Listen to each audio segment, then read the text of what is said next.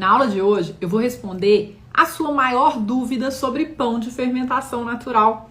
É isso aí. Se você tiver no Instagram, aproveita já para deixar o seu like, se inscreva aqui no meu canal se você não tiver inscrito. E você sabia que você pode ativar o sininho das notificações no Instagram? Pode. Se você for no meu perfil do Instagram, você vai ver um sininho no topo direito do meu perfil. Você pode apertar esse sininho e ativar as notificações. É isso aí. E você também pode compartilhar essa aula agora, apertando o aviãozinho de papel. Procura um aviãozinho de papel, aperta esse aviãozinho, manda essa aula agora para sua melhor amiga, para o seu melhor amigo, para eles aprenderem junto com a gente.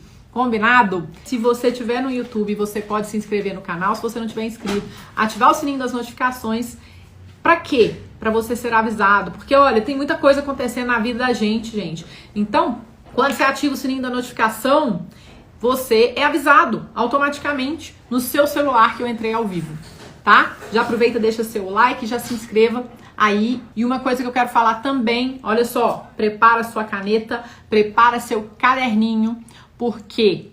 Porque você vai aprender muito aqui hoje.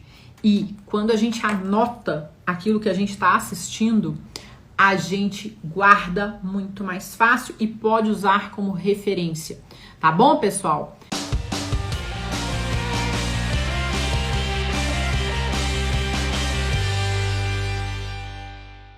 Então vamos lá.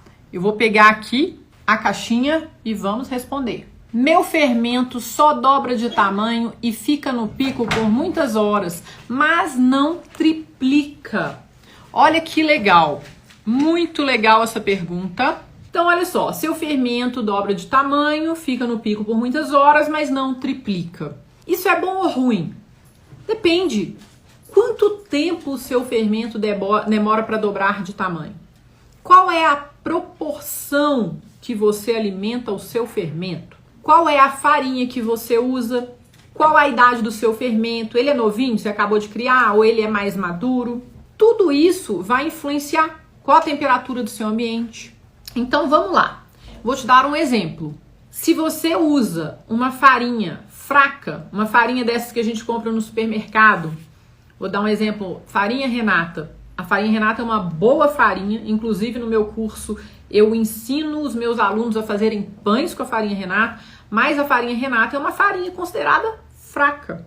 Se você está usando a farinha Renata para alimentar o seu fermento e você usa a alimentação na proporção 1:2:2, ou seja, mesma quantidade de farinha e de água, é um fermento de 100% de hidratação, de alta hidratação, porque ele tem muita água em relação à quantidade de farinha. Se você usa essa farinha mais fraca, coloca muita água, pode ser que o seu fermento duplique e não triplique, porque ele não tem estrutura para triplicar, mas nada impede dele ser um fermento forte.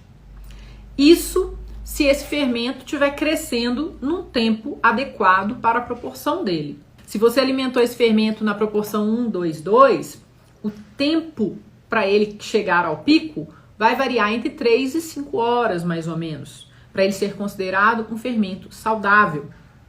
E o fato é, não é a quantidade que ele cresce só, é o tempo que ele demora para crescer. Faz sentido? Então, se você estiver usando uma farinha que é mais fraca e ele só duplica e você está alimentando ele na proporção 1:2:2, que tal você diminuir um pouco a quantidade de água desse fermento? Pode ser que ele passe a triplicar, porque aí a massa vai ter mais estrutura para isso. Pode ser que ele está só duplicando também, porque pode ser que está frio na sua casa.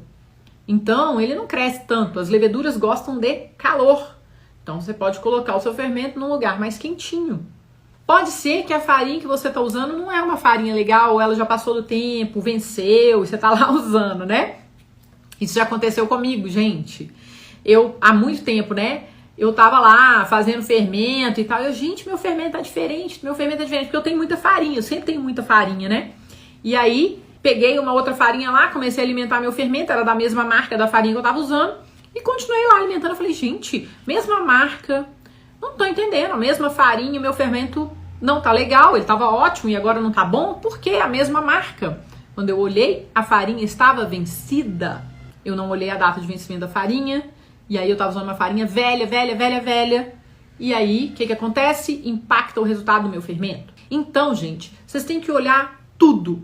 Vocês têm que olhar, vocês têm que conhecer a farinha que vocês usam, entender o comportamento do fermento, entender que não é só duplicar ou triplicar. Coisa mais fácil que tem, por exemplo, aluno meu chega e fala assim, ai, estou muito triste porque o meu fermento não vaza do vidro.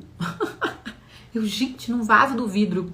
Aí eu me toquei, porque na internet tem uma galera que posta vídeo, né, aqueles time-lapses, que é o vídeo do fermento crescendo assim, e aí vazando do vidro, porque é legal de ver. Aí as pessoas ficam complexadas e falam assim, o meu fermento nunca fez isso. Qual o tamanho do vidro que você está usando? Você quer que seu fermento vaze do vidro? Muito simples. Pega um vidro bem pequenininho, enche ele até a metade de fermento, você vai ver se ele não vai vazar do vidro. Vai. Por quê? Pega um vidro pequeno, enche ele até um pouquinho mais da metade, espera 4 horas, o fermento vai crescer, duplicar, ele triplicar, acabou, cara. Ele vai vazar do vidro. É isso que você quer? Eu não quero bagunça na minha cozinha. Então eu vou colocar o meu fermento sempre num vidro grande, para não desperdiçar fermento, para não fazer bagunça, porque o meu objetivo não é ter um fermento que vaza do vidro, é um fermento forte que cresce dentro do vidro sem fazer bagunça na minha cozinha, entendeu? Então são todas essas coisas que você tem que pensar e entender sobre o seu fermento. E outra, dependendo do vidro que você está usando, se for um vidro arredondado, abaulado, você vai achar que ele duplicou, mas na verdade ele triplicou. Se você estiver usando um vidro assim, ó, que é bem assim, é menor aqui embaixo e maior em cima, ele não vai crescer tanto para cima, porque ele vai crescer para o lado. São muitas pegadinhas aí nessa internet, galera. Mas o mais importante, conheça os tempos do seu fermento, conheça a farinha, conheça a temperatura ambiente, saiba como manipular isso, especialmente se você estiver usando uma farinha fraca. Diminui a quantidade de água, você vai ver que ele vai crescer mais. Tá bom? Essa é uma pergunta alinhada com essa outra. Olha só, farinhas de trigo tradicional, popular, demora mais para conseguir um levain? Não necessariamente. Você pode usar qualquer farinha para você começar um fermento. E aí você vai saber se ela é boa ou não. Eu já usei farinha de todo jeito para criar um fermento do zero. Desde a farinha mais popular até a farinha mais forte.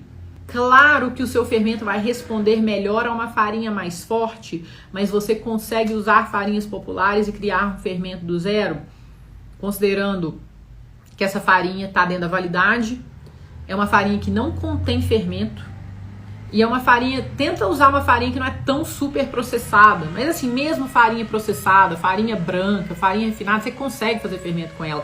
Mais importante é você entender como fazer um fermento.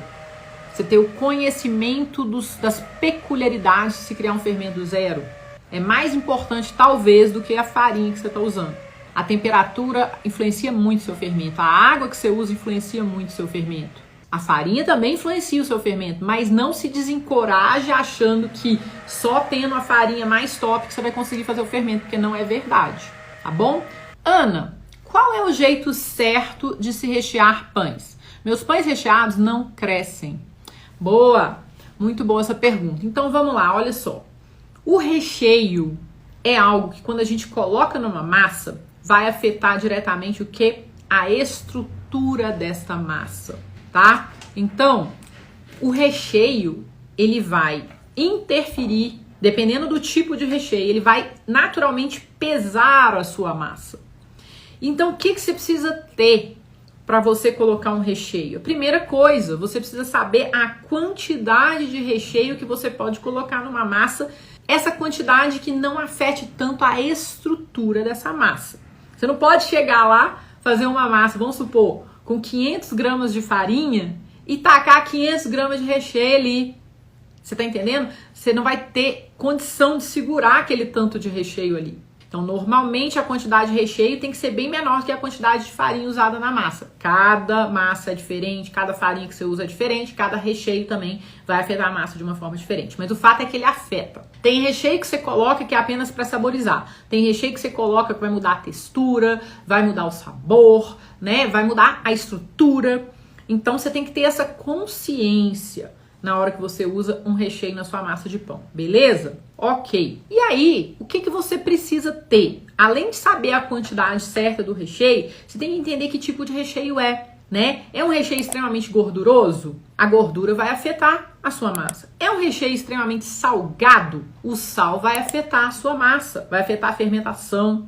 Então, você tem que entender isso também. É um recheio que vai roubar líquido da sua massa? Se for um recheio que vai sugar líquido da sua massa, provavelmente ele vai afetar a estrutura da sua massa e vai afetar a fermentação também. Pensa comigo, qualquer coisa que você coloque na sua massa vai afetar. Então, o que eu falo para você aqui? Primeira coisa, se você está começando agora, por mais tentador que seja, não recheie a sua massa de pão. Não recheie sua massa de pão. Ah, mas eu quero, porque eu quero um pão recheado, é tão gostoso. Deixa eu falar pra você uma coisa, você tem um pão bem gostoso, um pão que você faz, que é leve, que é crocante, que é macio, que é aerado. Esse pão vai bem com tudo. Você vai poder colocar qualquer recheio que você quiser nesse pão depois que ele tá pronto. Você vai poder fazer um sanduíche, você vai poder fazer patês, pastas, você vai poder fazer o que você quiser, você vai poder fazer brusquetas com esse pão. E isso vai ajudar você a entender melhor como criar uma massa que tenha boa estrutura, que cresça bem no forno. Então, se você está começando agora e você soca recheio na sua massa, você vai ter um pão tijolão. A maior chance é você ter um pão tijolão, porque você não tem experiência. Você está querendo passar o carro na frente dos bois. Então, a primeira dica que eu dou, não recheie a sua massa. Aí você fala, não, mas agora eu já tenho mais experiência. Você tendo mais experiência, você começa a colocar recheio, mas coloca menos quantidade de recheio. Ah, não, mas a receita falou que eu tenho que colocar 20% de recheio em relação à farinha. Coloca 10. A professora tá te falando aqui, coloca 10. Coloca metade da quantidade de recheio que manda na receita. Por quê? Para você acostumar a trabalhar com uma massa que vai levar algo que vai afetar a estrutura dela. E aí você vai entender, nossa, quando eu coloquei essas castanhas, minha massa pesou. Quando eu coloquei esse queijo, meu Deus, virou um tijolo. Entende? É assim que você trabalha, aos poucos. Outra coisa muito importante que eu já mencionei, vou falar de uma forma bem direta aqui para você. Se você pega uma massa que não tem estrutura nenhuma e você só com recheio nela, você vai atrapalhar ainda mais a estruturação dessa massa. Por isso, uma das recomendações que eu dou para os meus alunos é primeiro estruturar a massa, fazer a mistura, depois fazer uma série de dobras, provavelmente lá na segunda série começar a adicionar o recheio aos pouquinhos ao longo das séries de dobras, porque a massa vai estruturando ao longo do tempo, sacou? Então, gente, essa coisa do recheio tem direta relação com a estrutura. Por isso que eu falo, não comece recheando massa. Ah, mas eu vi na internet e eu quero fazer.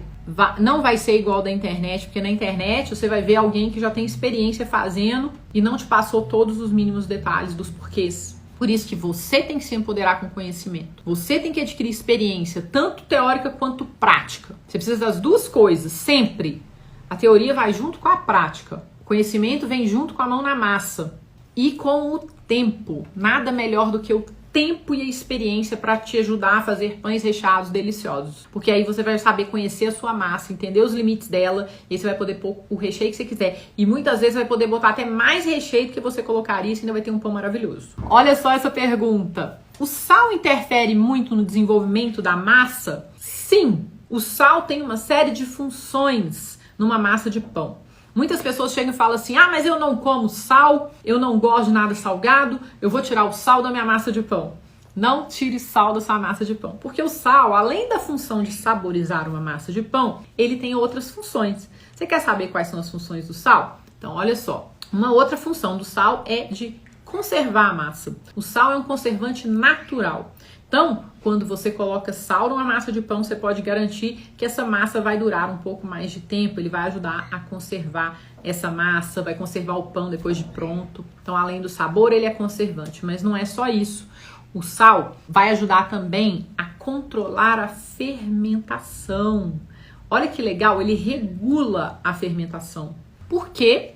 Porque ele vai meio que matar alguns micro-organismos, ou seja, ele vai dar uma segurada na fermentação da massa. Isso é bom, isso é muito bom. tá? Ele equilibra a fermentação da massa. Muitas vezes, né, quando eu tava começando, principalmente, eu esquecia o sal, pegava, cara, eu não sei nem como que eu esqueci o sal, porque eu separava os ingredientes, mas aí o sal ficava escondidinho no cantinho, assim, potinho de sal pequenininho.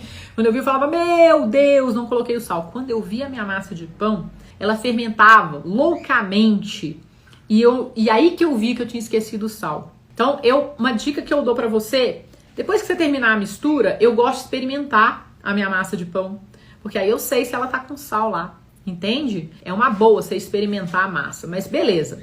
Então o sal vai ajudar a controlar a fermentação. E não é só isso. O sal ajuda a fortalecer a rede de glúten da massa. Então, você pode perceber que depois que você coloca o sal, a massa dá uma estruturada, beleza? Então, o sal tem uma série de funções importantes. Quando você tira o sal da massa, você vai perder em muito na qualidade final do seu produto. E lembra que a quantidade de sal que vai numa massa de pão é bem pequenininha, tá? Você fala, mas eu não posso comer sal porque eu tenho pressão alta. Você vai colocar tão pouco sal nessa massa que não vai fazer diferença. Tudo bem, converse com seu médico, explica pra ele, mas eu vou te falar, em termos da sua saúde, a quantidade de sal que vai na massa de pão não vai afetar. Tô falando na massa, não tô falando de recheio, hein? Porque se você tacar torresmo no seu pão de recheio, aí é outra história, mas eu tô falando na massa base do pão. Então, o sal interfere muito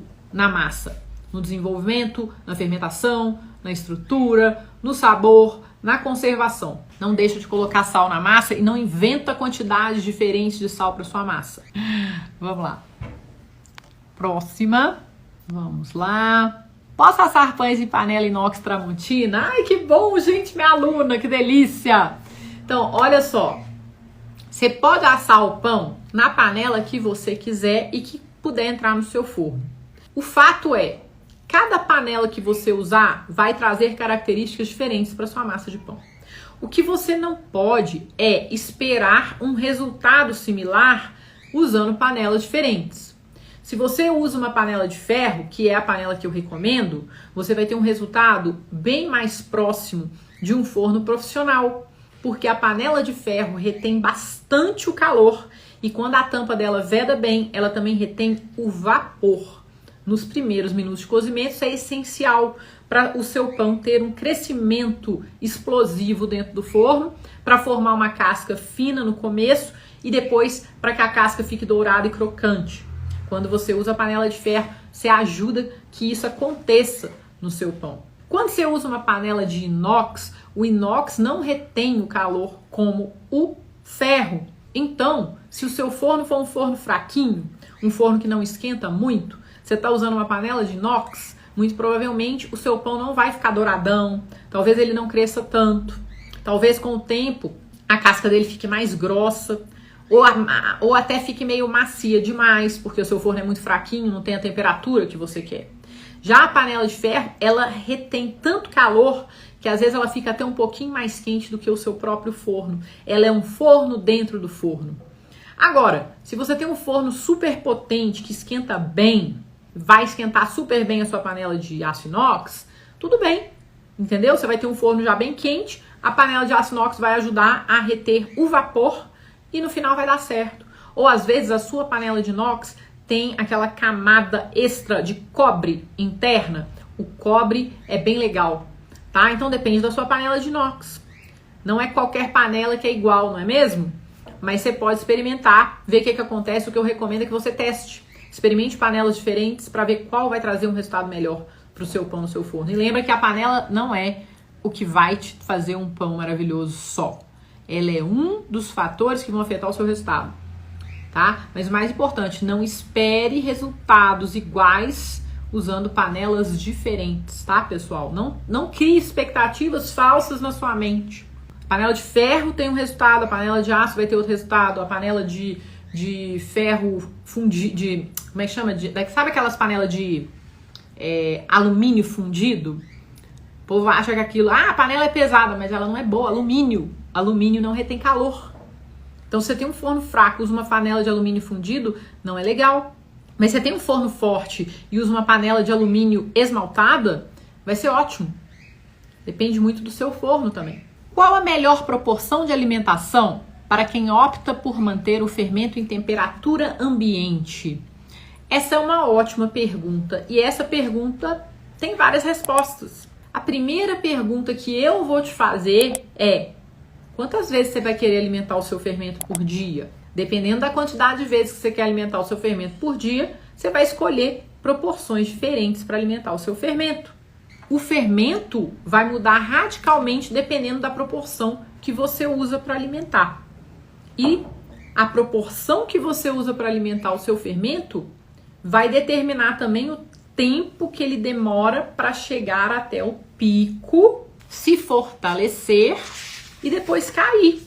E aí, o que acontece? Quando o seu fermento chega no pico, que ele tá lá no auge da atividade, com o máximo de micro-organismos lá presentes, né, fermentando, formando gás carbônico, a galera tá lá toda inativa, chega num ponto que ele chega no pico. Aí depois que ele chega no pico, passa um tempo, galerinha começa a morrer, começa a diminuir a produção de gás carbônico, a massa, o glúten da massa começa a deteriorar, e aí o fermento começa a cair. E aí já tá na hora de se alimentar ele de novo, para você manter aquela população ativa ali dentro. Certo? Se você alimenta o seu fermento, ele chega no pico em 4 horas, só amanhã você vai alimentar de novo, você vai alimentar um fermento fraco, e você sempre vai ter um fermento fraco. Seu fermento também vai ficar muito ácido, vai prejudicar o desenvolvimento das leveduras, porque as leveduras não gostam de um ambiente excessivamente ácido. Então ele vai ter dificuldade de crescer, então você vê que você está criando um monstro. Porque você vai ficar muito tempo sem alimentar um fermento, que fermentou rapidamente, vai ficar muito ácido, aí as leveduras vão diminuir em volume, em quantidade, e aí o fermento cada vez vai ficar mais fraco, mais ácido, aí você fala, por que meu pão fica ácido? Por que meu pão não cresce? Porque o seu fermento está sendo mal cuidado. Da mesma forma, nem todo mundo tem tempo de ficar alimentando fermento 3 vezes por dia. Por quê? Porque você trabalha fora, porque você também não quer, né? Quando o meu fermento está em temperatura ambiente e ele só está morando em temperatura ambiente, eu não vou ficar alimentando ele 3 vezes por dia. Não dá, gente. A gente tem muita coisa para fazer. Então, o que você faz? Você muda a proporção de alimentação do seu fermento. Você alimenta ele de tal forma que ele demore mais a chegar no pico e precise ser alimentado menos vezes por dia. Eu recomendo que você, se for manter 100% em temperatura ambiente o seu fermento, que você alimente ele 2 vezes por dia, de manhã e de noite. E para isso, você use uma proporção que vai te permitir que ele demore mais tempo para chegar no pico. Então, você vai alimentar o seu fermento, por exemplo, na proporção 1:5:5. Uma parte de iscas, 5 de água e 5 de farinha. E isso vai fazer com que ele demore lá 6, 7, até 10 horas para chegar no pico, dependendo da sua temperatura ambiente, tá? Às vezes 12, se estiver frio demais. Entende? E aí você ganha tempo para não ter que ficar dando comida para esse fermento toda hora, sem precisar usar ele. Agora você fala, não, Ana, mas é porque eu vou fazer pão com ele todo dia. Tudo bem, não tem problema. Continua alimentando ele na 1:5:5, 1:6:6 ou até 1:10:10. Se tiver muito calor, você tem que usar 1:10:10 para ele demorar lá 12 horas para fermentar. Se tiver muito calor. Agora, se tiver mais frio, a 1:5:5 resolve. Entende? Então não tem a melhor proporção, tem a melhor proporção para você, para a forma que você vai alimentar. Aí você fala, não, Ana, mas eu quero alimentar ele 3 vezes por dia, eu quero ele bombástico e eu vou alimentar 3 vezes por dia, então alimenta ele na 1:2:2, 3 vezes por dia, tá de boa, 1:3:3, se tiver calor aí na sua casa. E aí você mantém o seu fermento forte a qualquer momento. Você pode fazer pão com ele. Basicamente é isso. Mas eu gosto de alimentar 2 vezes por dia. E outra coisa que você pode fazer também é alimentar 1 vez por dia e botar na geladeira para dormir. Tira no outro dia, espera chegar em temperatura ambiente, alimenta, fermentou, chegou no pico, guarda na geladeira. Então você está sempre alimentando, mantendo ele forte, dando um choquezinho térmico nele e ele acostuma. O fermento acostuma com a forma que você trata ele. Então você trata seu fermento da forma que você quiser, desde que você saiba bem o que você está fazendo. Eu tenho vídeo no meu YouTube, né, que eu ensino várias proporções do fermento. Procura lá que você vai achar, tá bom? No Ana Risso Love Bakes. Beleza, vamos lá. Nossa senhora, essas perguntas. Eu adoro vocês me perguntando isso, gente. Vamos lá, vamos ver o que eu consigo fazer com essa pergunta. Ponto certo da primeira e segunda fermentação. Olha isso. Então, olha só. São várias as coisas que você tem que observar na fermentação de uma massa. Vamos começar do começo? O que é a primeira fermentação? O que é a segunda fermentação? A primeira fermentação é a partir do momento que a gente mistura o fermento e ela vai até antes da modelagem. Essa é a primeira fermentação. A segunda fermentação começa a partir do momento da modelagem até o momento de assar o pão, tá? Anotou? Beleza. Vou colocar aqui. Pronto, resolvido. O que acontece? Na primeira fermentação, o objetivo é, obviamente, fermentar a massa para ela ficar, pra gente conseguir comer, porque senão eu vou comer farinha crua. E estruturar a massa. A massa, ao longo da primeira fermentação, vai adquirindo estrutura. O glúten vai se desenvolvendo, ao mesmo tempo ele vai também se deteriorando, quebrando, para que a massa tenha extensibilidade para crescer adequadamente lá na hora do forno. E também ela vai adquirindo estrutura para que ela mantenha a sua forma na hora que ela for modelada. Olha como que a primeira fermentação é importante. Então, não tem assim o ponto certo. Talvez assim, as pessoas perguntam qual que é o tempo exato de primeira fermentação. Não tem tempo exato. Depende muito do que você vai fazer. Certo? Depende da sua receita, da sua temperatura, do tipo de massa que você está fazendo, um monte de coisa, da farinha que você usa, da hidratação, um monte de coisa. Então, assim, o ponto é, a sua massa, ela tem que crescer, visualmente crescer ali, você vai olhar, olha, ela cresceu ali, aumentou, quase que duplica em volume ali, tá? Você vai olhar, visualmente parece que ela cresceu 50%, mas na verdade ela praticamente duplicou em volume ali. Tá? Dependendo do pão que você vai fazer, ela tem que triplicar, quadruplicar em volume na primeira fermentação. Você tá entendendo que não tem uma resposta certa para isso? Depende do tipo de pão que você tá fazendo. O fato é que, ao longo da primeira fermentação, a massa vai te dando alguns sinais que ela está no caminho, que ela tá fermentando legal. Quais são os sinais? Os sinais de fermentação, bolha. Ela vai formando bolhas. Ela tem... E vamos dizer assim, a tenacidade é um sinal. Tenacidade é quando você segura assim a massa e você sente ela é forte, mas ela é resiliente. Tenacidade, tá? Tenacidade é um sinal. Você consegue abrir ponto de véu dessa massa. O ponto de véu mostra que essa massa foi estruturada, que o glúten ele foi formado e ele é resistente o suficiente para quando você estica a massa entre os seus dedos, que ela fique formando uma janelinha, né? Olha aqui, isso é um ponto de véu. Você tá vendo essa parte mais clara aí nessa massa? Essa massa tá esticada e essa parte mais clara é como se fosse a janelinha. Ela é a janelinha que formou da estrutura de glúten. Então isso é um sinal, né, que a massa tá legal na primeira fermentação. Vamos dizer que ela tá chegando próxima aí do ponto de modelagem, porque ela tá num ponto de véu legal. Ao longo das dobras esse ponto de véu vai melhorando, vai ficando mais aparente ao longo das dobras. Tô falando aqui de pão sem sova. Beleza? Então, mostrei para você o ponto de véu aí. Esse é um sinal. Um outro sinal que demonstra estruturação suficiente aí para chegar na hora da modelagem, né, para terminar a primeira fermentação, são as marcas de dobras que são formadas na massa e que não saem ao longo do tempo da primeira fermentação. Então você faz as dobras e aí sobra uma marquinha, você vê ali aquela marquinha ali de dobras, fala, ó, a massa está estruturando, ela não está espalhando totalmente mais na minha caixa. Então isso é um sinal que a massa está estruturada, que ela está chegando no ponto aí que você pode fazer a modelagem dela. Então são vários sinais. E na segunda fermentação, eu também tenho sinais. A massa continua aumentando em volume e no começo da segunda fermentação, a minha massa, quando eu toco, ela é resistente ao toque. Ao longo do tempo de segunda fermentação, estou falando uma massa que está em temperatura ambiente, essa massa vai o glúten dela vai sendo deteriorado, degradado com a fermentação. Essa massa vai crescendo e à medida que eu toco essa massa, ela oferece menos resistência ao toque. Mas basicamente você vai tocar a sua massa. Quando ela estiver oferecendo menos resistência ao toque, quando você aperta o dedinho, vai afundar a massa e ela vai voltar lentamente, deixando uma marquinha leve ali, ó.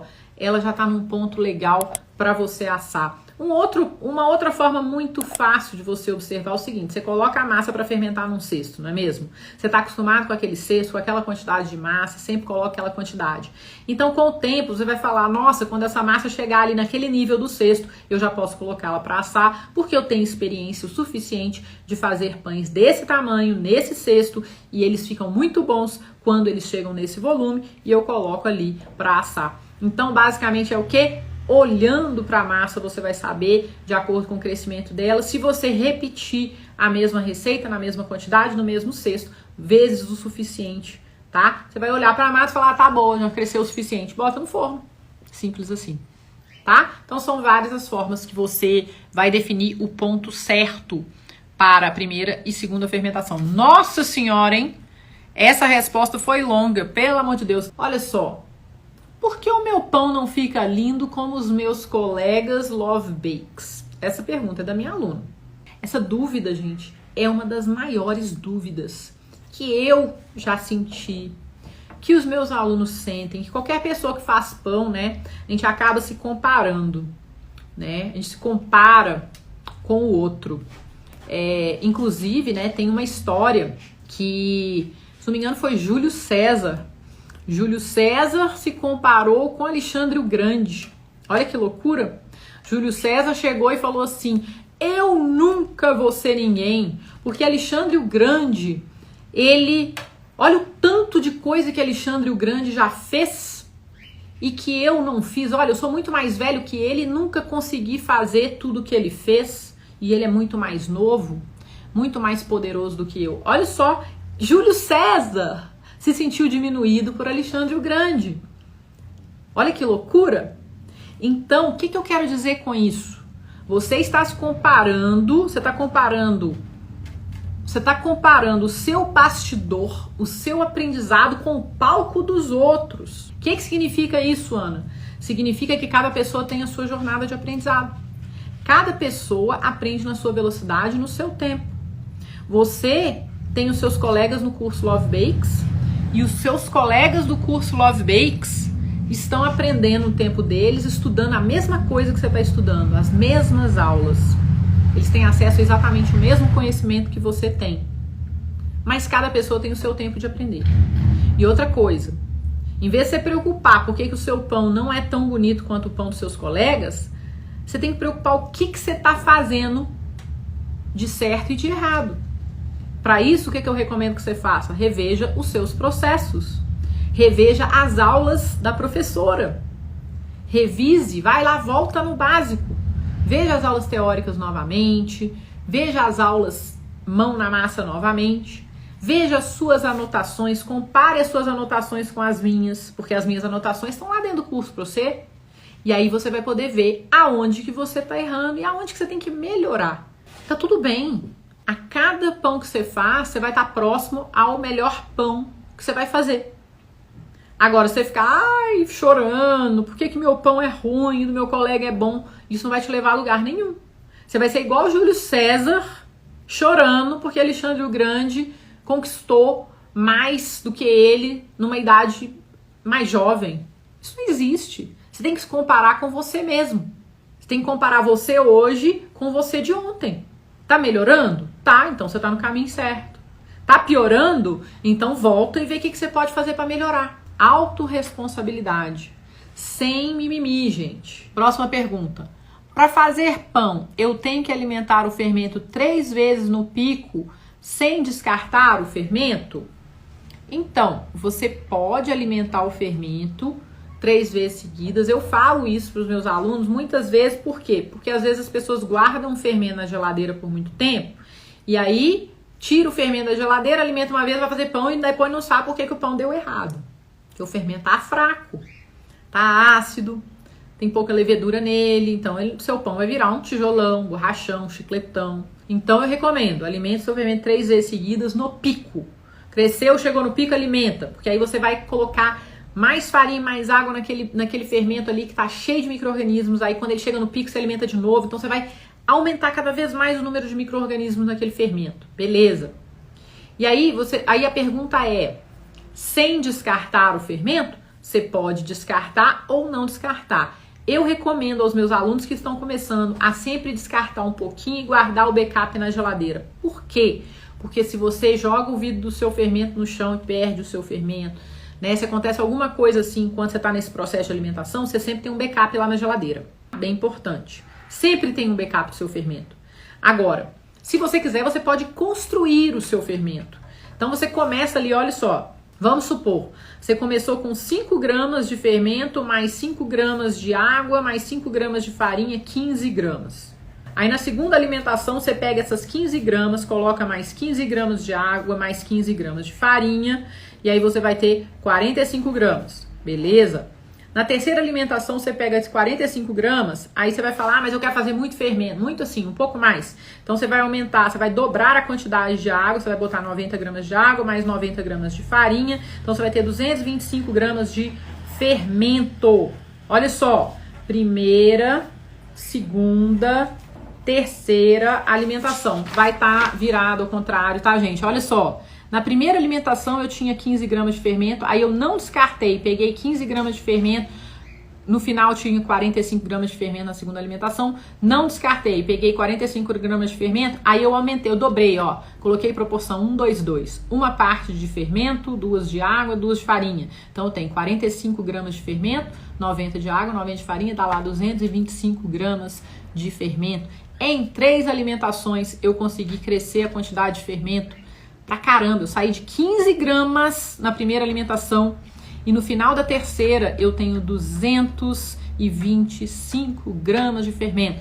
Isso é só você ver como que eu consigo aumentar a quantidade de fermento rapidamente, né? Começando com uma pequenininha quantidade de isca.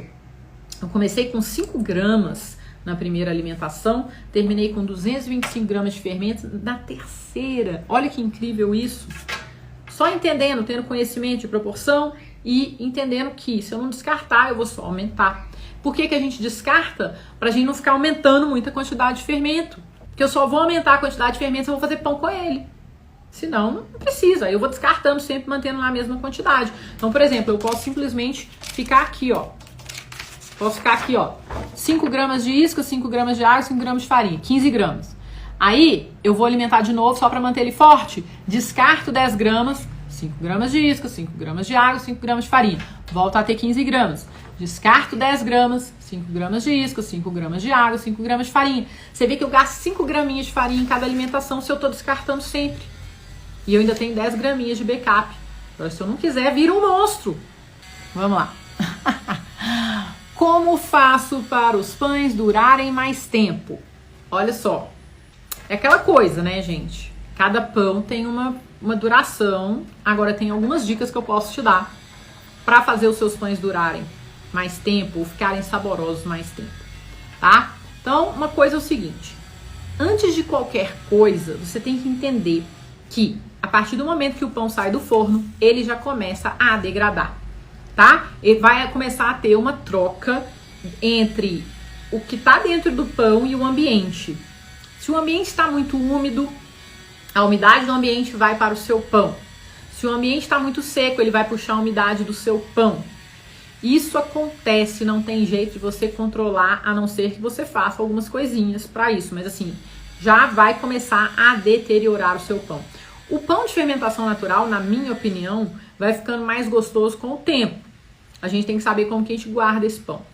Se você quiser preservar as características desse pão logo depois que ele foi assado, e você quer que ele dure mais tempo em termos assim de sabor, e sabe, preservar mesmo, o que você vai fazer? Espera ele esfriar totalmente. Quando ele esfriar totalmente, aí você vai embrulhar esse pão bem embrulhadinho num saco plástico, num papel filme, né, da forma mais embrulhadinha possível, para não entrar nenhum tipo de ar nele, e você vai guardar ele no freezer, vai congelar ele direto. E aí você vai conseguir preservar as características logo depois que o pão foi assado. Vai ser a melhor forma de você preservar essas características do pão. Outra coisa que você pode fazer é embrulhar esse pão num pano sem cheiro, um pano que você escolheu para o seu pão, um saco de pão de pano, né? E não cortar esse pão em fatias. E ao longo dos dias você vai cortando as fatias e vai colocando na torradeirinha, porque você esquenta uma vez o seu pão, você reaviva o seu pão. Se você esquenta 2 vezes, já não é a mesma coisa, tá? Mas se você esquenta ele uma vez, ou na panela, ou no forno, ou na torradeira, você vai tentar trazer esse pão mais próximo das características originais dele logo depois que ele saiu do forno. Então, essa é uma forma que eu gosto muito de fazer. Coloco em temperatura ambiente, embrulhadinho, vou cortando as fatias e vou colocando na torradeira, ou vou colocando, faço um misto quente, ou faço um pão, uma brusqueta, alguma coisa assim. Beleza. Ou você pode também cortar as fatias do pão, colocar dentro de um pote e congelar para ter fatias congeladas prontas para você tirar uma de cada vez, né? E aí você coloca na torradeira e você come aquele pão quentinho, com a casquinha crocante, o miolo macio todos os dias. Ou você pode também guardar na geladeira. O pão que você guarda na geladeira, ele vai ficando com uma textura diferente, ele vai ficando com um sabor diferente, tá? Não tão gostoso quanto se ele foi congelado no mesmo dia que foi assado. A questão do pão durar mais tempo não é dele durar mais tempo, é de você saber como guardar esse pão para ele ter um sabor melhor mais tempo. Agora, olha, já saiba que é normal, o pão dormido, o pão de um dia para o outro, ele vai murchar, a casca murcha. Por quê? Porque ela vai trocar umidade com o ambiente. Então ela vai murchar, gente. Não tem essa, falar, eu fiz o meu pão ontem, hoje eu acordei e o meu pão perdeu a crocância. É claro, ele tá dormido. É normal ele ficar mais macio. A casca vai amaciar. Não acho que é só o seu. Agora, se a casca amaciar 1 hora depois que ele assou, aí você tem alguns problemas aí. Provavelmente seu pão não ficou no forno tempo suficiente, não fermentou adequadamente, seu ambiente está úmido demais. Aí você tem outras questões. Mas em várias horas, ao longo do tempo, ele perde a crocância. E uma das formas melhores de você manter as propriedades do pão, assim, o que está lá dentro do pão, é não cortando esse pão. Ainda mais o pão de fermentação natural, o pão rústico, cascudo, né? Antigamente, a galera usava esses pães, fazia esses pães, eles duravam semanas. Se era no inverno, duravam meses. Porque eles eram conservados no frio com a casca. A casca do pão parece um couro, justamente para proteger o que tem lá dentro. Esse é o pão maravilhoso que a gente come. Esse é o pão, né, que é o pão feito com farinha, água e sal, pão rústico de fermentação natural, cheio de propriedades que fazem bem para nossa saúde, né? Fora que a casca dele é crocante, o miolo é macio, aromático, delicioso. E ele tem todas essas propriedades. E ele tem o conservante natural, que é o fermento e o sal. É maravilhoso isso, né? É muito massa.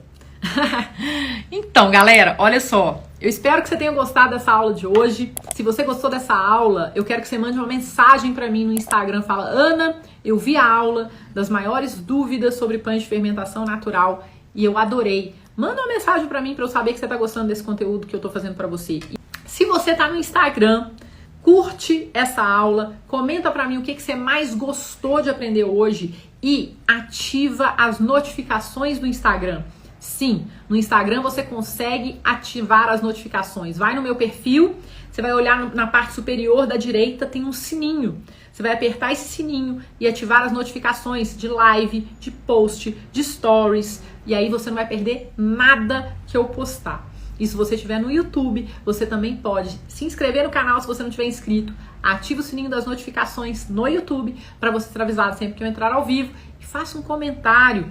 Conta pra mim o que você achou dessa aula. Queria agradecer a sua presença na aula de hoje e eu espero você na próxima. Porque o amor assa e fazer pão é massa.